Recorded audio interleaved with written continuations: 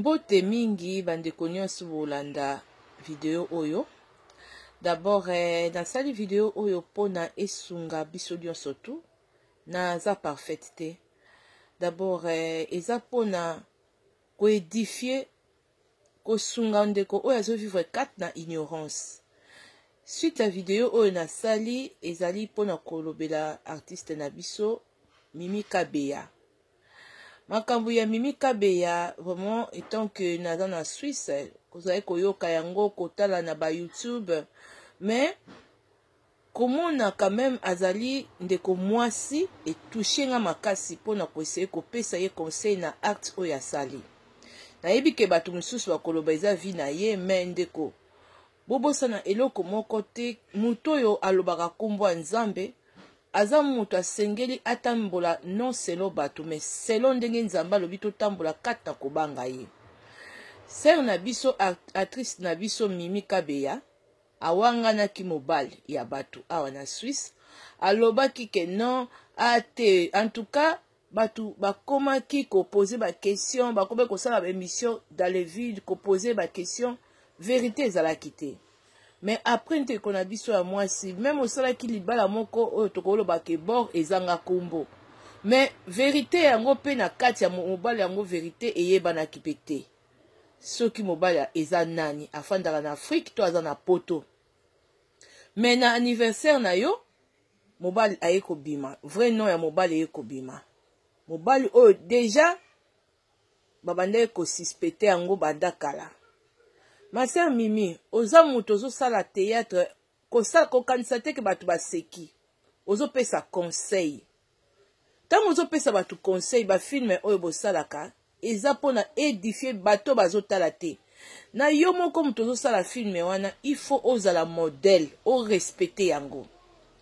Nasira kobima na mobali ya bato na koloba ke aza ya bato, parce que ntango soki azalaki ndeko na yo bobande kosala ne ba théâtre aye na poto, moni pe eyeli na ye ndenge aye na poto, ndeko na nga yo po accepter basi misusu ya théâtre wana bazalaki te na poto pe basi bazalaki te. Soki azwaki matata na mama ya bana na ye il faut kaka aya kolingana na yo.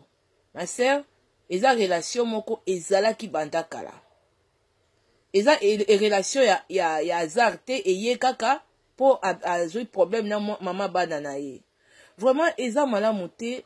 Omoni bandeko na biso ya ba artiste comédien boza eza comme ba musicien zo yemba na ye bien sûr alobi conseil boko na nzembo, mais bino sikoyo bozo sala pe ba histoire na bino mususu. Mimi Kabeya na mona ba histoire na yo mususu lela ozo okoti penza émotion vraiment esali yo ozo lela.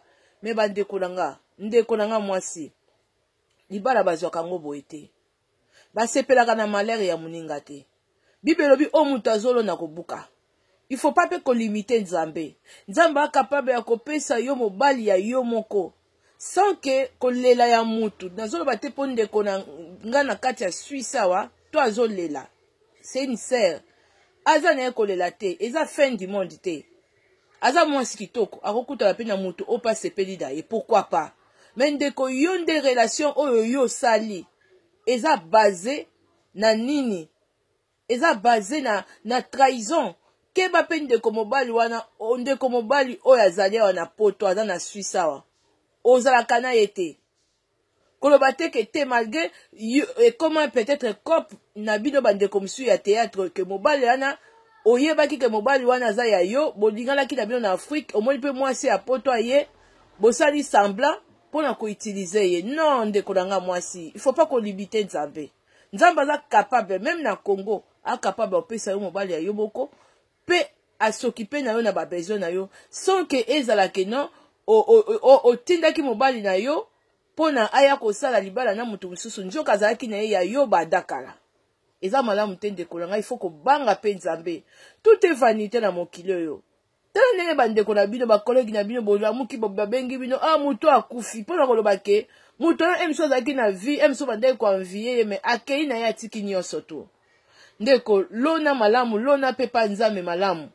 Omoni bandeko na bino ya ba artiste wana mobali na yo omoni na eza kaka pasi parce que okolinga pe misusu abimana basi misusu na Suisse awa to partout na libanda yo lobake eza nango etalinga te basi wana ndi bazolela ye c'est faux misusu ye pas sepeli na basi wana ozomona donc tonga bazwi na lisano bunga pe na lisano yo pe tout comme pe lobi pe ko ozo ba déception ebele donc kolanda ba conseil mingi batu bayaka na ba YouTube wana te mama fana na yo libala na yo non ndeko il faut que depuis ko senga ndeko moi si pardon senga pardon pour relation wana oyo za nango ezala bien et continuer na lipamboli mais ce ko sengi pardon te lipamboli boko te zali Bible lobi le pardon c'est une puissance qui libère.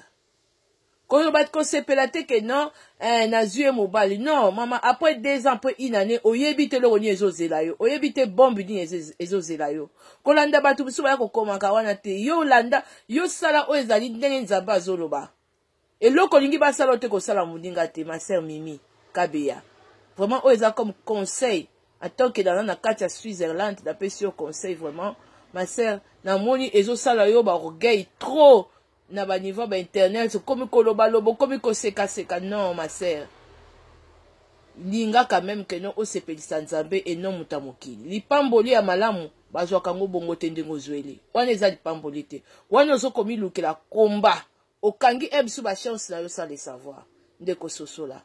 Alors merci beaucoup na bandeko nyonso bola double vidéo oyo obosana te ko s'abonner toujours à tozawana pona kosungana na ba conseil moko ya malamu. Merci beaucoup, tokutani prochainement. Bye.